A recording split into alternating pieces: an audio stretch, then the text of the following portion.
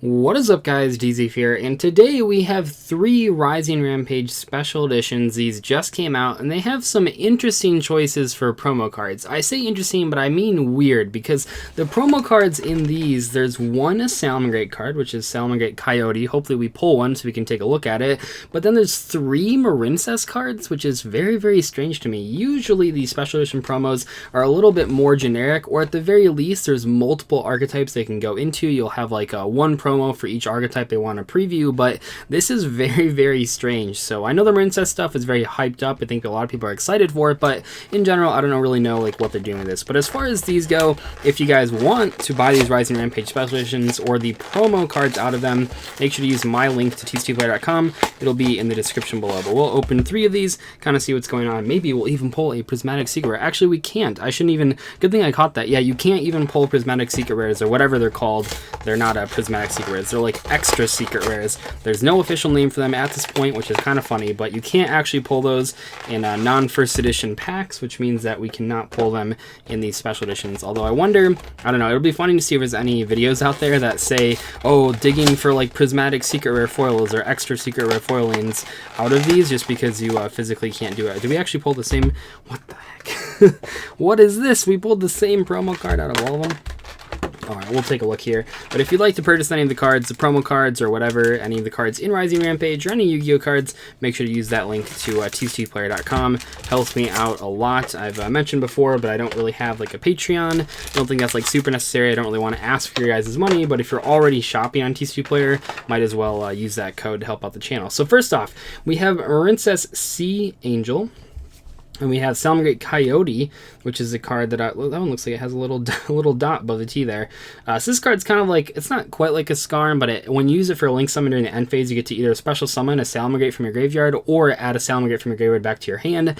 Will this be played? I'm not entirely sure, but it's kind of interesting. It is at least level 3, which is kind of cool. Also worth noting, I don't know if this will really come up, but this card does have 200 defense, and it is a fire monster, so you can revive it with Rekindling. I believe that Foul also has 200 defense, and then one other card in the archetype has 200 defense. Not entirely sure there, but you could technically play Rekindling in this deck if you wanted to. Looks like we pulled 3 of the Sea Angels and 2 of the Coyotes, and then 1 Marincess Battle Ocean. Look at this one. What is up with these promo cards? That's a huge ink block right there. Blotch, not block. That is very strange. How many of these promo cards have that? Just the Coyote and that one? That is very strange to have two cards that both have the coloring is off on there. I don't exactly know how that happens. I think just it means it went through the printing press wrong. But anyway, that is our promo cards. And then we have 9 packs here. Cards we're looking to pull out of this set, I don't really know. Gizmek is probably like one of the better ones. That card is pretty cool. I actually think didn't we pull one of those? And then I believe I sold it, and then it went up in price. Then I pulled another one, I sold that one, and it still went up in price.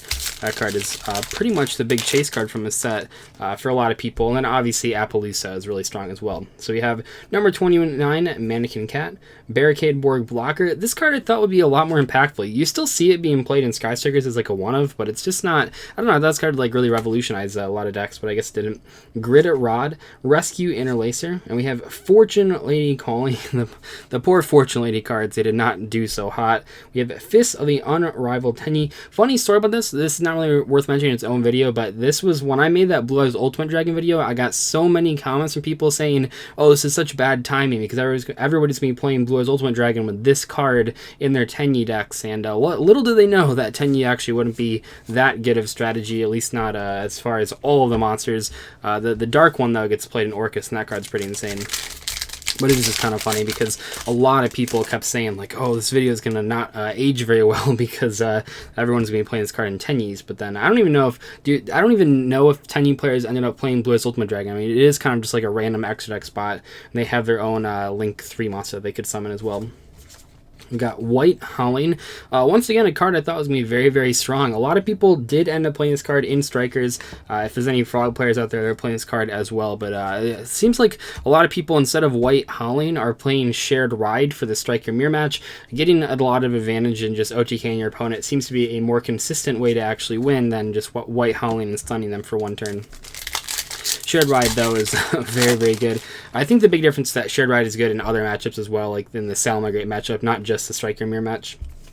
Dwimmered Glimmer, Defender of the Labyrinth, FA Shining Star GT, Reversible Beetle, Dream Mirror of Terror. Oh, those Dream Mirror cards. Oh, that's a 10U monster that you can summon with a trap. 3,000 attack instead of 4,500, but doesn't take any more extra deck space. So I guess it's kind of a Fury of Fire. Fumo Wave. I like Fumo Wave. I think that card was pretty cool. Maybe for Duel Links someday. Probably not. Seems like a Duel Links card. There's a lot of cards that seem like Duel Links cards, which usually just means that they're like battle pack level of good, which is kind of interesting. That guy, Return of the Normal, Versatile Beetle again. Oh my gosh, I've pulled so many of these. I guess I didn't have to buy these because I've pulled, this is my second one that I've pulled so far, but Get Out, my favorite, probably like one of my favorite cards from this entire set was this one. I ended up not playing at the last couple events, but I still think someday this card could be very, very strong. So it says target 2 monsters your opponent controls that were special summoned from the extra deck, shuffle them into the deck. You can only activate 1 Get Out per turn. So the main benefit of this card is that's like a double compulse when it goes off. The main downside is that if your opponent only has 1 extra deck monster, this card doesn't do anything. If this thing said up to 2 monsters, I would 100% play this card over compulse, but as it stands, kind of hard to fit in there. But yeah, I bought 3 of this card and I pulled 1 and then I pulled this other one, so I guess I didn't need to buy it. And then we got these cards. Man, what the heck is that? That guy's crazy. Then Win, which is one of the extra secret rares, whatever, but obviously we can't pull those, as I had mentioned earlier. We'll take a look here. But Get Out is a card I think someday will be very, very solid. Pendulums seem to be getting more and more popular, and this card is very good against Pendulums because it just can send any monster that was summoned from the extra deck, even if it's not an extra deck monster. So if your opponent like Pendulum summons 2 from the extra deck, you can shuffle them both back with the Get Out. Take a look here. We have Simorg of Darkness. Oh man, all the Simorg cards. This oh nice. And we got the pretty much the, I say nice, this is like the bane of my existence at the current competitive events. If you guys wonder why I did so bad, I guess I didn't do terrible at the Rosemont Regional, but one of the reasons that I just kept getting started at the Rosemont Regional in the Orcus matchup was by this card. This card just dominated. It is so strong. So what this does, it says two effects, very relevant. So it says if you control no effect monsters, you can special summon this card from your hand. So obviously you just do it as the first thing that you have. And then it says, if you control a face-up non-effect monster, you can banish the card from your hand or graveyard, then target 1 card your opponent controls to bounce it. So it can bounce back row. So what you do is you go second or whatever, and you special summon this, make the Link 1 10U monster, and then you can banish from the grave to bounce it back row. So basically it means that your opponent has to use one of their back row to stop the Link 1 10U monster, which, I mean, it's not like the worst thing in the world, but if you only had a few interruptions, like maybe you only had an interruption for like Mermaid or whatever, you are now forced to do that interruption on their Link 1 monster that has no effect, so it kind of sucks. Also, sometimes if you like, say you like Solemn Strike the summon of the 10U Link monster, you can pulse it or something. If your opponent has Engage for Hornet Drones, the Hornet Drones token monster actually meets the requirements of this in the graveyard. So if your opponent goes like special summon this, makes the Link 1 monster, and then you bounce it, if they have the Hornet Drones or the Engage for the Hornet Drones, then they can banish it from their graveyard later on after they summon the token, then bounce your back row as well, which got me a few times. So you have to make some, as a trap card player, you have to make some really difficult plays against this card. So this card is, I haven't gotten to talk about in the video yet, but it is very, very solid. It was being played in the going second Orcus decks a lot, but now it's just being played in almost all the Orcus decks just because it's so versatile. So I just thought I'd take the chance to talk about that. What the heck is this? BES Blaster Cannon Core. Okay, that's interesting. We have a Victory Viper T301. Well, actually not Victory Viper, it's Vic Viper. Okay, cut off half the name. Got the Senju cards in there. There's so many cards. This set really just was so underwhelming. It's kind of interesting just how bad a lot of the filler cards in the set were. I mean, obviously every set has to have filler cards, but this one in particular seems like it was pretty lackluster. We have, oh my gosh, this is the third one of this card we pulled. We have pulled so many of these, and I just talked about it in that video. We have Witchcrafter Golem Aruru. This is the card I talked about in relation to Altergeist. No, I do not think this card is very good in an Altergeist deck, mainly because you can't summon this thing during the turn that you activate the Multi-Figure effect, and it turns out you really, really want to use that Multi-Figure effect. Man, that is kind of crazy, though, that this could, either one of these could have been an Appaloosa, but still, 2 secret rares out of just 3 special editions. That is pretty unlikely stuff here going on. Dreamier Fantasy, Princess Sea Star, whatever, Ranroot. This card was played in some Dragon Link deck, kind of interesting as well. Linkmail Archfiend for that guy. Tenyi Spirit. Yeah, pretty much all the Tenyis have not seen competitive use except for that dark one that we were talking about.